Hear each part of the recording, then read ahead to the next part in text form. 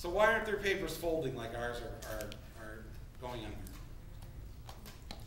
European, Japanese, other countries, most of their newspapers, the primary source of their funding is circulation. Advertising is second. In our country, advertising is the primary source of funding. Circulation is second. Anytime you say that the people who read your newspaper are secondary to the business community, you've lost. And eventually, you're not going to survive at that point when your primary concern is the advertiser. In Europe, they know in order to keep circulation up, they better put out a damn good newspaper.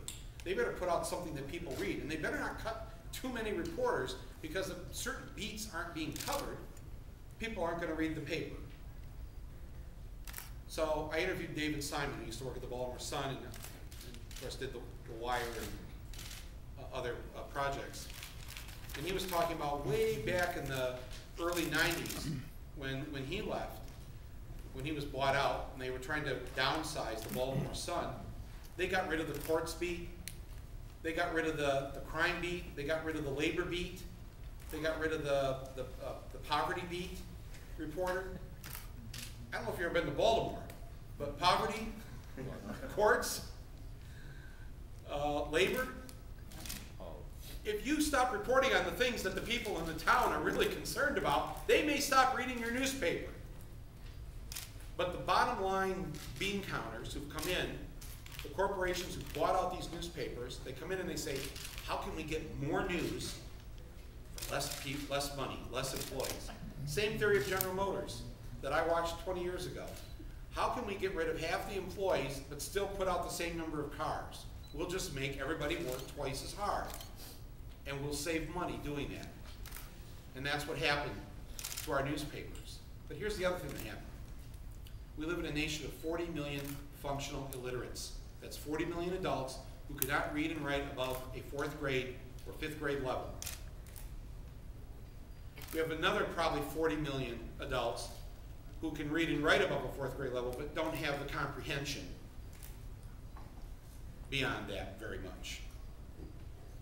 So if you have literally that many tens of millions of adults who either can't read and write above a 4th grade, 5th grade level, or can't comprehend what they do read, you've created a nation of people who are not going to be reading the newspaper. Now, how did we get that way? How did we create so many illiterate and ignorant people? It's because we have made education such a low priority in the United States. And what party has led the way? The Republican Party. Every convention, they try to get they have a thing on their platform about dismantling the Department of Education. Americans, right? They want to get rid of the Department of Education. They hate the teachers' union.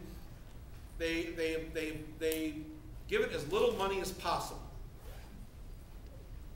In the 17 elections between 1940 and 2004, the majority of American newspapers endorsed the Republican candidate for president 14 of the 17 elections. 14 of the 17 elections, the majority of American papers endorsed the party that was going to cut back on the very thing that their readers needed in order to read the newspaper, which was literacy and education. These newspapers slit their own throats by siding with the group of politicians.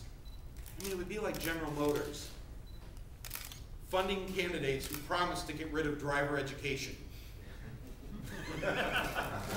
What car, as dumb as General Motors is, what car company would support the elimination of driver education? And yet America's newspapers, in 14 of the 17 elections between 1940 and 2004, supported the candidate that would guarantee their ruination.